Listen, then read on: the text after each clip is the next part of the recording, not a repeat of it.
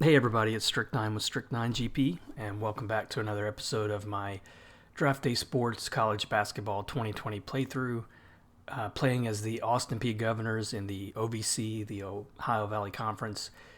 Coming off a great season. If you didn't get a chance, if this is the first time you're watching this playthrough, first year with this team, finished second in the conference regular season, had a great season in terms of just winning percentage and wins. I would have been happy with what we had, but we wound up winning the OVC tournament against Belmont. Went into the Final Four tournament as a 12th seed, won our first game against 5 seed Tennessee, and then kind of made a game of it. But in the second round, we got tossed out by another Cinderella team, and that almost made the Sweet 16. That would have been incredible. But where we're at right now is I've gone ahead and simmed through all the recruiting, the off season, set up my practice plans, my depth charts, and we're ready to go. We're going to play our first game this episode against Texas A&M CC. We'll take a look at the schedule here too, but first thing I wanted to look at is just the roster that we're going to have going in, and it's definitely going to be different than last year. Last year, I inherited a team that had 4 seniors on it, and they were all outside of the center, who was at 2.5 star potential. They were all 3 stars or above. Very well balanced team, and I think that's why I was so successful last year. This year it's a different story. We don't have too many seniors on the team. If I just go back to the roster and take a look at that, I mean, we don't really have. Let's see, Cromer, Edwards. I mean, those are really the only guys who are going to get a considerable playing time who are seniors. We are redshirting Harriman, who is a power forward recruit, 3-star potential, just because we were kind of stacked at this position. We got a couple of guys here who, in Laws and Fryman, who I think were walk-ons, but we are a different team than last year, no question. And our best player, ratings-wise, is actually one of the guys I recruited, shooting guard Eddie McInnes. Jepson, not too far behind him, but Jepson coming off, he's a senior small forward. He's coming off a season where I wasn't really all that impressed with him in terms of scoring. So I think still with this offense, the way we're going to run it, I think we're probably going to get more points from that guards, from our guards. And so it's possible that Eddie McInnes, if he plays to these ratings that our scout or our assistant coach who's in charge of scouting is giving him, he might turn out to be our top scorer, which would be good and bad, I guess. Good that we at least got this much depth. We got a pretty decent replacement for our best player last year by far was shooting guard Martin. But could run the risk of him, if he has a really good season, he might go into the draft. I'm kind of thinking, from the OVC that might not happen too much, so maybe that won't happen. I hope not, but I did the best I could with recruiting, and it's just that's the trickiest part I'm finding about this whole game, really, is the recruiting. So I know that we're not as deep as we were last year, but at the very least, I can say we're a younger team. So if I can just get through this year, might struggle to finish it around 500, but that's okay, at least for me. I don't think the board and the athletic director will be too happy with that. But if I could do that, maybe, as I get more familiar with some of the strategy in game and with coaching and coming up with a good offensive plan, game plan, maybe I can get back in a year or two to competing enough that we might make the tournament again. And my goal long term, and I've mentioned it, I guess, a few times, but my goal is really to play around with the Governors for a few seasons and see what kind of program I can develop, and then start looking at some bigger prestige conferences and maybe taking on a team that's maybe been struggling in a big conference like Big 10, Big 12, SEC, something like that, and see if I can build a program and just work my way up to hopefully one day I'm competing. I'm on in a program that can compete legitimately for the national championship. That's my goal. And in terms of prestige, I mean we're 2 stars as a team, and we're 2 stars or 1.5 as a conference. So we're a little bit better than our conference right now, which is just basically coming off that record that we had last year and how we did in the tournament. But a few things I wanted to look at before we play that game. So we looked at the roster a little bit, but in terms of the depth, this is what I'm going with. McInnes, it could be a gamble, but I'm going to try to get him a lot of play time. And if he doesn't, if he struggles with it, I'll probably mix and match so that Jensen, who I've currently got the 10 minutes, he might play a tick more, or one of these guys like Cromer, for instance, may pick up the slack and play a few minutes here and there at shooting guard. But that's the way I'm going with it for now. I'm starting out with Cunningham primarily as my point guard. He is a junior. Yeah, he got some time last year. He wasn't too bad. Averaged just under 10 minutes, 2.8 points per game, 1.6 assists. He's a pretty good free throw shooter, good outside shooter. I mean, he was 16 for 36 with 3-pointers. But I don't know that he's going to be, the kind of guy that I want. Let me see if I go back to his ratings here. I don't know if he's a true, floor general type point guard that you need. I mean, his ball handling is not that great. His passing is currently 7 out of 8.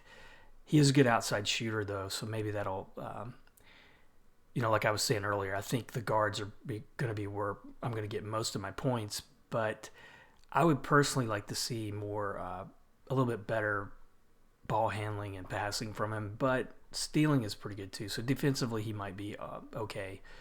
But he's going to get most of the minutes. And then I'm kind of bouncing between Ivory and McMillan. McMillan was a guy that I recruited this year, 3-star potential, good passing potential, not as good outside shooting as Cunningham, but I kind of like his ball handling and passing a little bit better, so that might be good. He's got more athleticism, that might help him out. But it's really going to be between these two, I think, is who's going to be the starter in a season or two.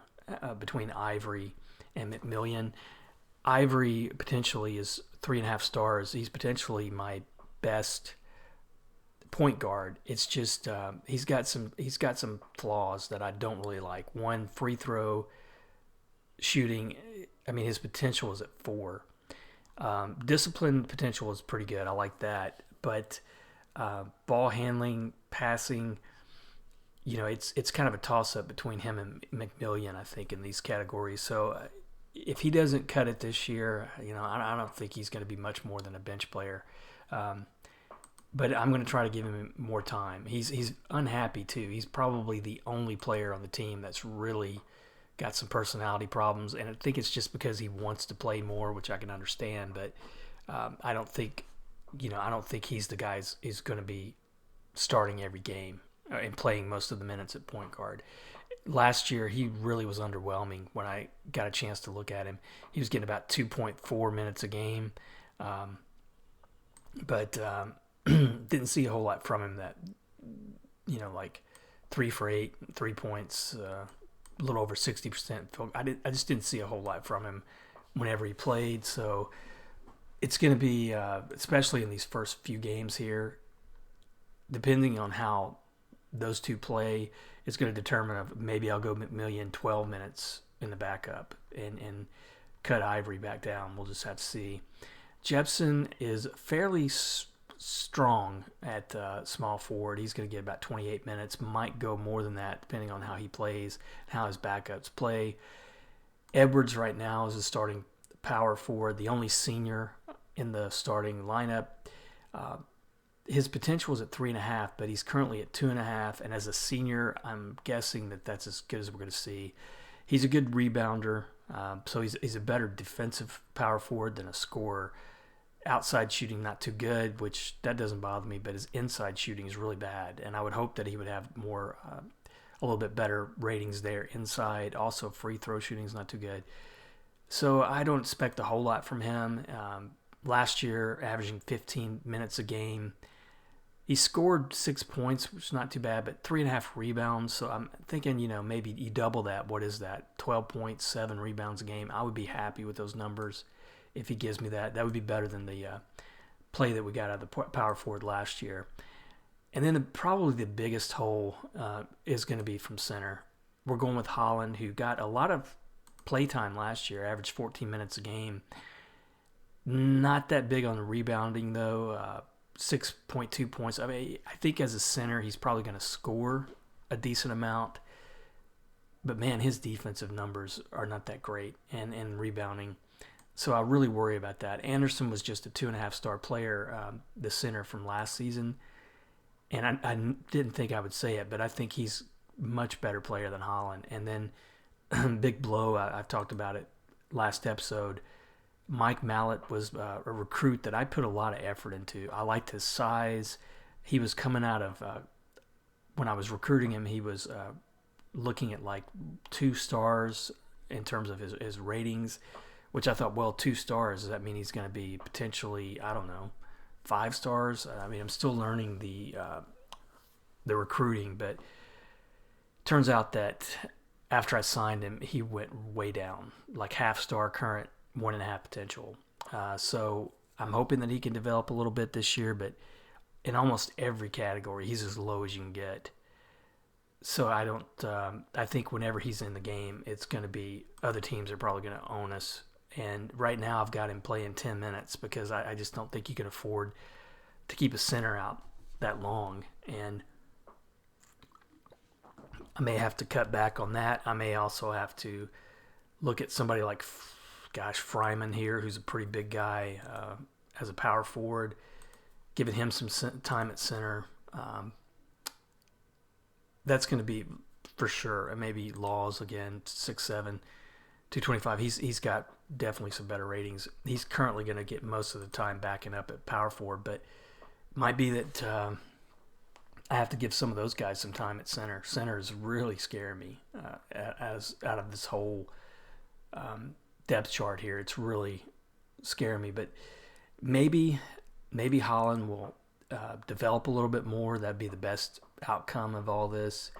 And going into next season, maybe he won't be as bad. I think last year, I think he was maybe 1.5-star current rating, maybe 2-star potential. So it looks like he may have gone up a tick. I can't really remember. So it would be nice if, as a junior, maybe he develops another star in current ability, and I would feel better about and develop some of these ratings, and I'd feel better about starting him full time next season. But that's what we're going with. I think we're going to see really early how competitive we're going to be. Looking back at the schedule, we're going to go with a similar schedule that we started off last year in terms of non-conference. Biggest challenge, though, early is going to be Cincinnati Bearcats on the road. We've also got Texas A&M on the road. We've got Seton Hall on the road, Texas Tech on the road. In some ways, I think this schedule is worse than last year because those are at least, they have been in the past, some pretty big programs. If we were to win 5 or 6, I think that's, we're probably going to have 13. Let me double check. 1, 2, 3, 4. Okay, 1, 2, 3, 4, 5, 6, 7, 8, 9, 10, 11. Sorry, 11 games. If we win 6, I would be ecstatic if we come out of that non-conference schedule with 6 wins. Another thing I'm going to look at, 2 things, and then we'll go ahead and play the game out. I've moved this strategy around a little bit. I talked about it a little bit the last episode. I had it pretty balanced between motion, high post, shuffle, and 5 out, but I want to kind of keep it to just three main offenses, and I might even, it depends on how we play, I might back that down to even two. So the strategy right now is when we're playing a offensive set, and I'm currently going to try to go for like 60% offensive set usage in a game. This is how we're going to play it. So motion, shuffle, about equal, and then 5 out for those guards maybe to get some good looks, and then triangle just to see. That may be something we focus on or not. It depends. I don't know if I'll be able to tell in game when we're playing the triangle. I can if I slow it down really slow, but I probably won't play it that slow. But it might be before it's over, I just go with those three: motion, shuffle, 5 out. And the defense is going to be similar to last year, full court man-to-man when we're doing press, and then man-to-man and 1-2-2 zone for our sets. And we'll just see how that works. I'm hoping that's going to work out okay for us. And then last thing I'm going to look at is the recruiting. I said earlier, this is the hardest part of the game, I think. Definitely the biggest challenge. I've got 2 scholarships open for me for next season. I've spent my almost the whole recruiting periods focused on 2 positions, center and power forward, because we are losing a senior in that position this year, so we could use some more depth. And center, I still have a guy here in Brooks who might. He's currently, we're 7th in his top 10 schools. He might somehow flip, and get warm, and I may wind up giving him a scholarship, because what happened is Travis Hart is a guy I worked at pretty hard. I liked the fact that his inside shooting was high, and he's got good defense, shot blocking, athleticism. I thought, maybe this guy will be a good center, and probably better than Mallet, who I recruited last year. And when I was recruiting him, he was at 2 stars. Well, all of a sudden he's dropped a star, and as the season has progressed, and so I went ahead and offered him a scholarship. And we're currently his 2nd favorite school. I don't know who's number 1, so it's possible we may not get him. But unfortunately, whether we do or not, I think it's probably going to be a bad either way, because I don't think he's going to turn out to be the player that my assistant coach scouted him to be. Other than him, I was just turned down just by everybody. There's not a whole lot of good prospects coming out of the state of Tennessee, which is where our college is. So that's hurt us. And so now we're down to, if it's not Hart, I don't know who we're going to get. If it's not Hart and then Brooks as a backup, I don't know who we're going to get. On the power forward front, Ike King kind of came out of nowhere from Kentucky. He was rated at 3 stars, I believe, when I started working him. And he was, at his position, he was like, I think 20th or something like that in the region. What was that? 25th regional. He's since, once again, just like the other guy, his ratings have dropped down quite a bit as we've gotten into the start of the season here, and he's not going to be the player I thought he was. He's a good outside shooter, a good rebounder, but his athleticism is not that good. He's C overall. I wound up giving him a scholarship, and I'm probably going to be stuck with him. But it's been very disappointing how the recruiting went, because I worked these guys really hard. Jay Garner, he's a 4-star recruit right now. He was 3 stars most of the season. You could see I had this guy up at one point to where he was my top 10. I was his top 10. I offered him a scholarship. He, within a week, I think, he turned it down and said he had gone with Belmont. So another reason to hate Belmont right now is, this would have been a great recruit, and they completely got him from me. And there is a setting when you set up the league to use illegal recruiting, and I don't use illegal recruiting, and I'm going to probably keep it that way. But that's the only good thing I can say. At least I don't think Belmont cheated, but it looks like it was coming down to Belmont or us, and he went with Belmont, and that was a big disappointment. Outside of him, though, Ronald Lake from Alabama, I had him going for a while. He fluctuated. He's sixth now, but at one point I think we were up to his second or third favorite school. He had a good visit with us, but recruiting, man, is tough. If you can figure out recruiting, especially when you're in a smaller program like us, in a smaller conference, prestige-wise, if you can figure out recruiting, I think you can probably handle any team that you get. But that's been the challenge for sure in the 2 seasons that I'm working on here with Austin Peay. And that's why I think it's probably going to be more important for me that I figure out these strategies and depth charts and using those to my advantage and in game as well, because I'm not going to be able to recruit 3-star and above players. The development is going to happen with how we play out our games and practices and stuff like that. And that's a little disappointing, but I just don't know if I'm going to be able to overcome that. I think there's a big challenge being a smaller school recruiting. But next year's another year. We'll tackle it again then. But for now, that's going to be probably the best I'm going to get. It's 2 1-star recruits. So now what I'm going to do is I'm going to just go ahead and get started in the season, and we should be able to play out one game. And we're actually we're at November 13th, but our first game's on the 16th. And our scout, our coach who basically handles scouting for us, has it even 50-50 chance that we'll beat Texas A&M CC. At this point, nothing's a given with this team. I think we're going to have to scrap for every win that we get. So we're one more day away from the season opener here.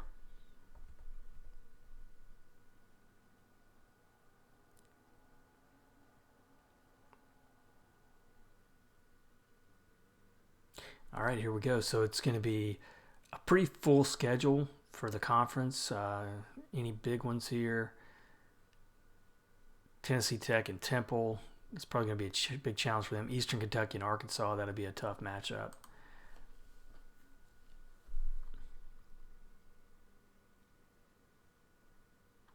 All right, it's the Islanders. Texas A&M CC Islanders, their first game. This is going to be at home for us. Looks like they have a pretty veteran lineup, 4 juniors and a senior. And then you see what we're doing with 3 juniors and a senior, 1 freshman, shooting guard there in McInnes. I think right off the bat, I'm going to balance out the offense, just let it switch between what my sets are. I'm going to favor outside, but I'm going to turn the pace down a little bit and crashing the boards offensively. I'm going to try to up that just a little bit. And that's what I played a lot last year, but let's see what that gets us. All right, so we win the tip-off, score first, and it looks like that was Jepson got the first points, and a 10-second violation on them. Oh, man, we're up 5-0. Good start. They scored their first one. And first foul of the game, Edwards draws it. He'll go to the line. It's a shooting foul. 7-2 now. Good opening run for us. And then Holland called for the foul on the other end. And I'm using a balanced defensive set or auto switching too. So they're probably going to be man-to-man and then 1-2-2 zone. We're already up to 2 fouls. That was a shooting foul. He misses the first free throw, makes the second one. 7-3 game. And we're looking pretty good so far. 9-3. Leading scorer, Jepsen, 4 points. He is the best rated player on the team, so it would be nice. I believe he is. It would be nice to see him taking charge. He's a veteran. Maybe he'll turn out to be one of our better scorers, but doing pretty good so far. Draw another foul. Edwards, that's their second team foul. He misses the first one. I don't think we're going to be as good at the free throw line this year either. Martin, who shooting guard, best player last year, he was the best free throw shooter in the OVC. So losing him was big all the way around. We're having a pretty good game defensively here, though. McInnes misses his shot. He's got 3 points so far, so that's not too bad. But he misses both at the free throw line, though. But good play on the other end. And we're up 12-3. Defensively, they're shooting just 1 for 5, so I think either they're cold or we're playing a pretty good game defensively. McInnes called for his second foul, though. So McMillion's going to have to come in for him at point guard, which is good. I'd like to get a look at him and several other players. It's 17-8.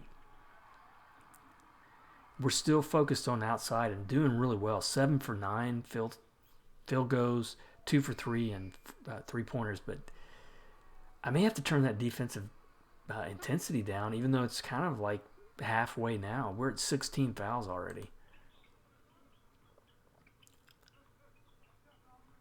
I really don't want to lose this at the free throw line. 21-10. Big 3-pointer from them. Good play there. Who was that? Jensen. I think what's so exciting for me, though, is seeing these new guys play. I mean, whatever they do is going to be a plus, the ones that I recruited. So it's a 10-point game. We're keeping possession. And Marshak in. He misses the shot, draws the foul. And he makes 1 and 2. So free throws were 4 for 8. Not good. It's a 9-point game right now. Still favoring outside, and Jensen throws it away. That was our first turnover of the game. Turnovers low for both teams. And another foul. That's going to be our 7th. That's going to send them to the line now for the rest of the half. And they got a press going. We did pretty good to get by it, but we're cold a little bit now. 9 for 14, 9 for 15. Marshak called for the charge, so 8th team foul. Another foul. Mallet, who's that was his second, so he hasn't looked too good when he's been in there. They missed the free throw but get the rebound. And another foul. 10 fouls. I'm gonna yell at the referees. And the referee threatened me. And he gave me a technical. Gosh. I didn't want to see that happen, but look at this. I mean, come on. I mean, we're talking about we're over the 10 fouls, and they keep getting the rebounds, and they're back in this game. It's a 3-point game. We've been leading. It's tied. We have been leading this game all throughout, and it's going to be the fouls that put them back in the game. And they've tied it again. 7 for 10 free throws. Big 3-pointer there. And they come back, score inside, but McMillion throws it away. Another 3-pointer from them. They got their first lead of the game for them, 31-29. We tied up. And there's 5.5 minutes here. Traveling. Holland turns it over. 4 turnovers for us, just 3 for them. Tie game, 31-31. They're playing really close right now. And we give it back to them. They score. They're up by 2. We score on the other end. That was Holland inside. I'm not seeing anybody really take charge of this game. Scott Jensen misses the shot, draws the foul, but I don't know how good a free throw shooter he is. He makes the first one, makes them both, so that's good. We're tied at 35. Get the ball back. Good play inside. Tucker throws a dunk down. I think Tucker might be big enough that he could back up at center if I needed him to. So now 3.5 minutes left, and they tie it up real quick, but a big three-pointer from McMillian, who's in there now at point guard. We need a good defensive. Oh, we got it. Shot clock violation. We needed a good defensive run there, but oh, come on, let's score here. We don't turn it. Luckily, they turn it over on the other end. It's a 3-point game. They're pressing. Oh, good move inside from Greg Laws. Backup power forward, and they foul, but it's just their 16th foul, so we're not even going to go to the line. And deflected out of bounds. Less than a minute to play. We got a 5-point lead. Come on, we needed to do that a little bit better, and they turned it over. So 35 seconds. I think the shot clock is 30, so they're probably going to get the ball back. Defensive foul. Marshak misses the shot. And that's going to be 2-2 from him. So 7-point lead again. That's good. If we can keep him from scoring here, that'd be nice. We do. 8 seconds left. Can we... I don't know if we can call a... All right, let's see if we can set up a play here. Not something I do too much, but let's see. Who's our best shooter? We got Cunningham, who's 2 for 2 in 3-pointers. Let's do this. So let's call a. So let's say.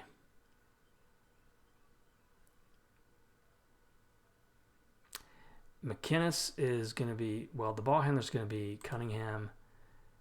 Shooter's going to be, McInnes is not going to be out there.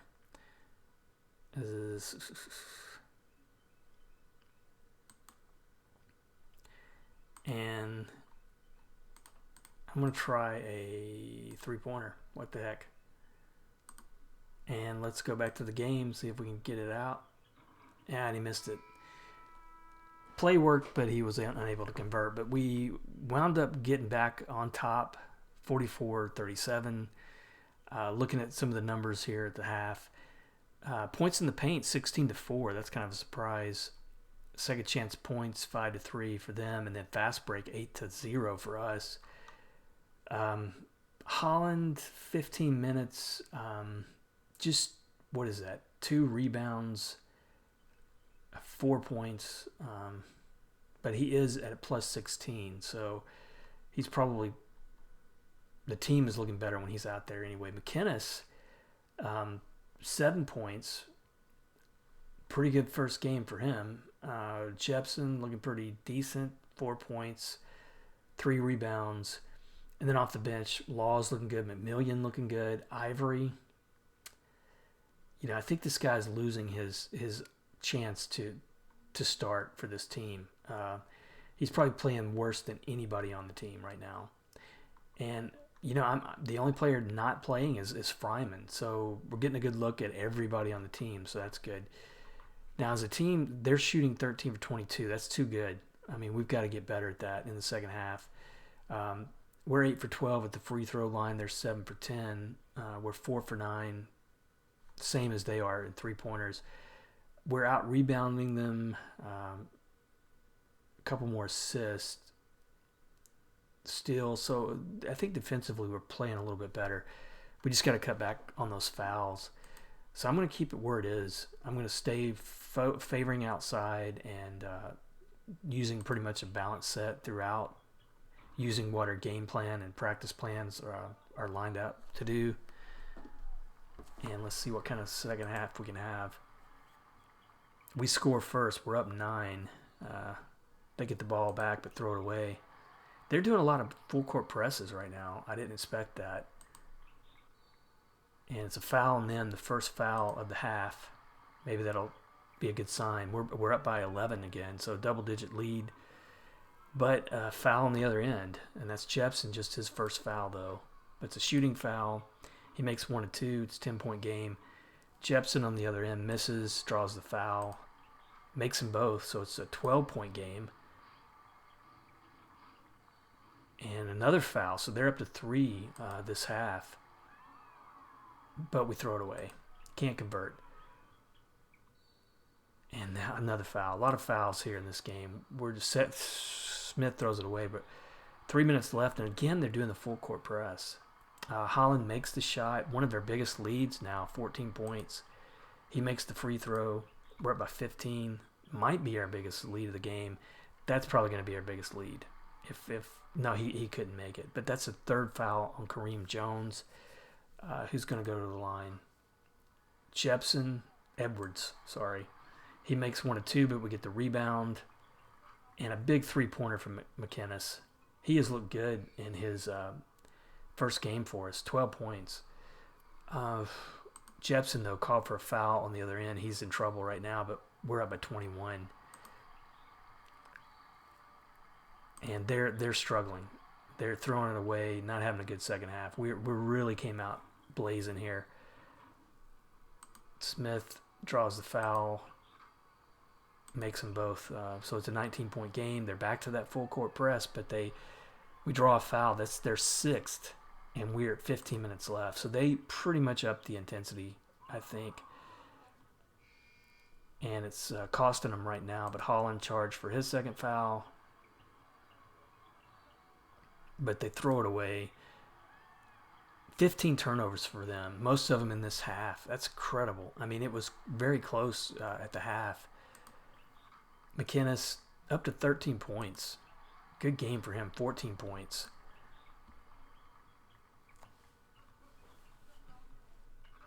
So he might actually replace Martin, which would be incredible if he turns out as a freshman to be that kind of a player. Another foul, and they're at the line. They make them both. 12 for 16 at the free throw line for them, so they're doing a good job there. Good move inside there from Holland. He's up to 11 points. Cromer getting a little bit of playing time here. I didn't think he would get that much, but we're up by 23, our biggest lead of the game. Robinson misses the shot, draws a foul on Tucker, his first. Our 8th team foul, so we've overtaken them in fouls now in the second half. I'm hoping that's not going to be a sign of the season. And look at that. I think that was McInnes with a three-pointer. It's a 24-point game. They turn it over. And another score. It's 26 points. Man, we have had a great second half. 11 minutes left. And another turnover. They're up to 17 now. We are 26 for 43 in field goals and 6 for 13 in three-pointers. Not bad. Edwards turns it over. And their coach is really working the referees right now. How we turn it over. It's a 24-point game.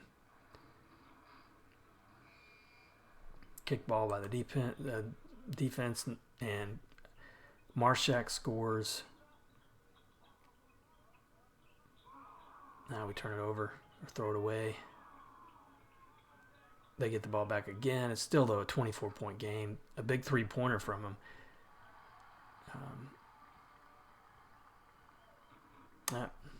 Couldn't get that one to fall. Who was that? 55 Mallet.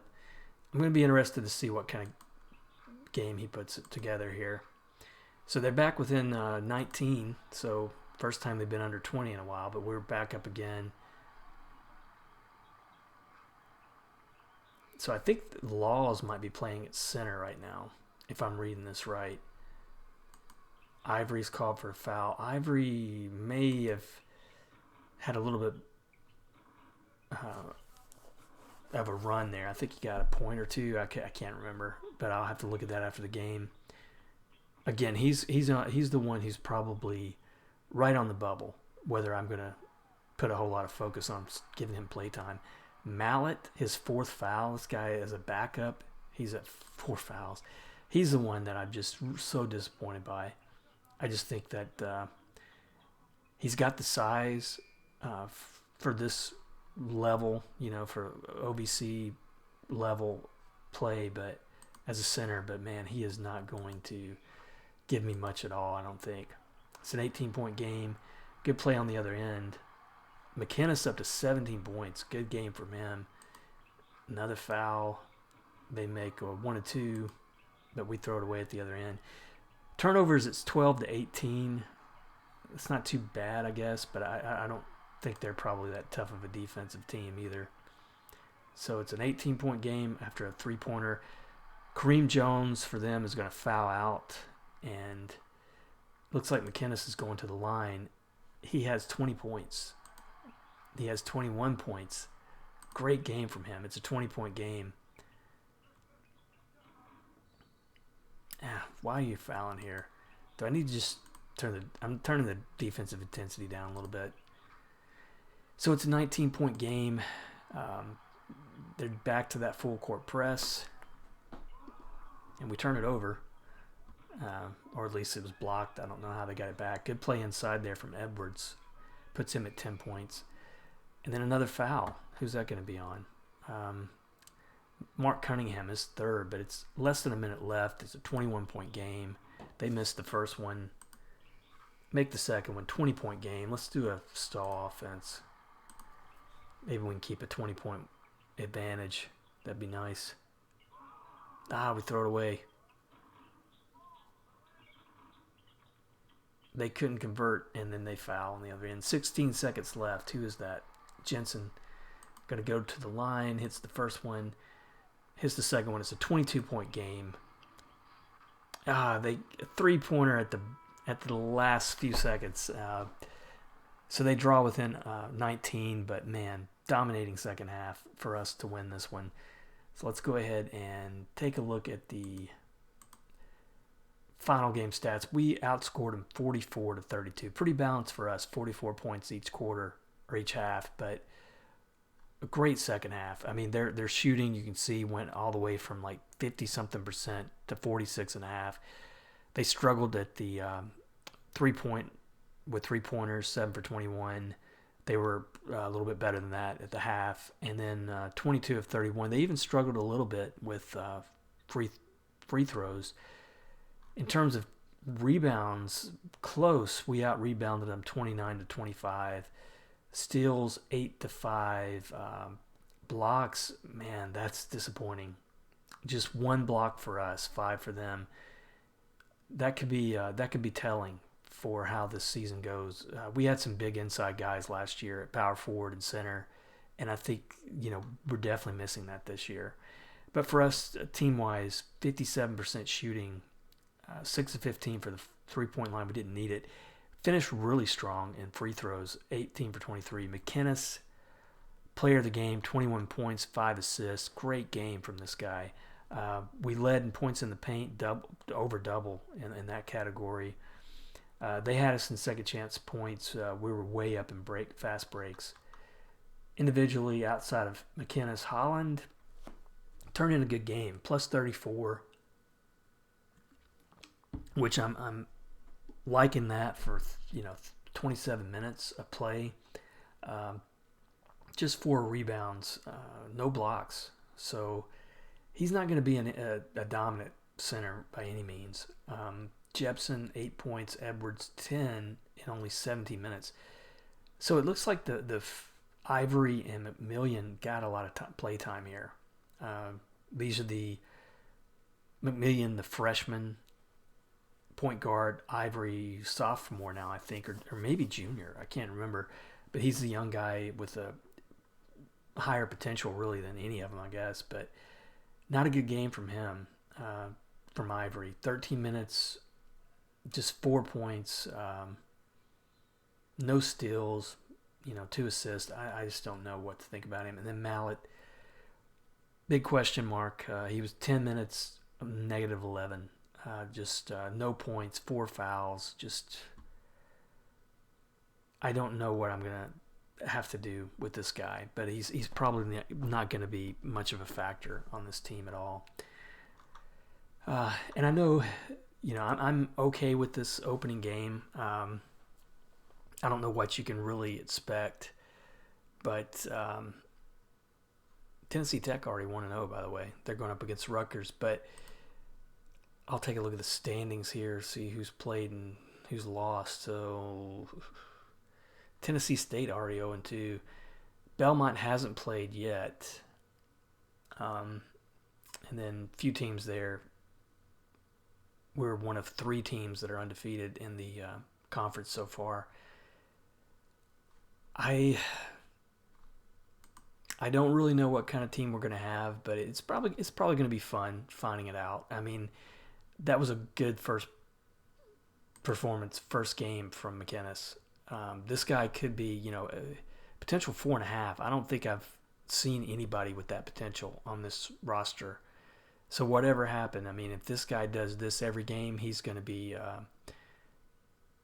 easily our best player and probably the guy we're going to have to depend on to have a chance at winning a record if nothing else.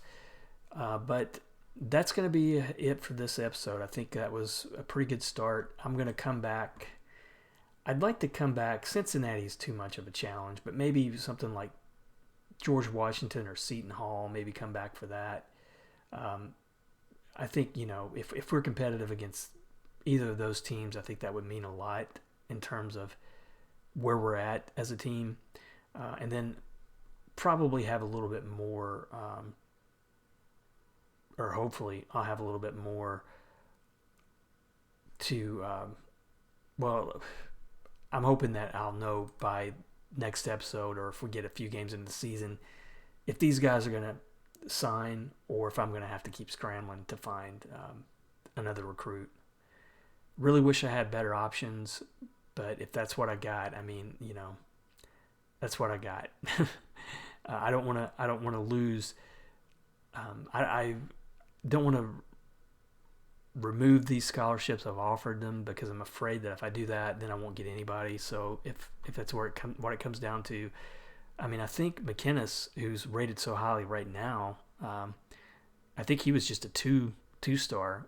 I think Jensen, in terms of like the recruiting class last year, Jensen was the 3-star recruit, and he's still got a good potential, but he didn't turn out to be like McInnes. So it's, who knows? I mean, you never know what's going to happen. And he had a pretty decent game.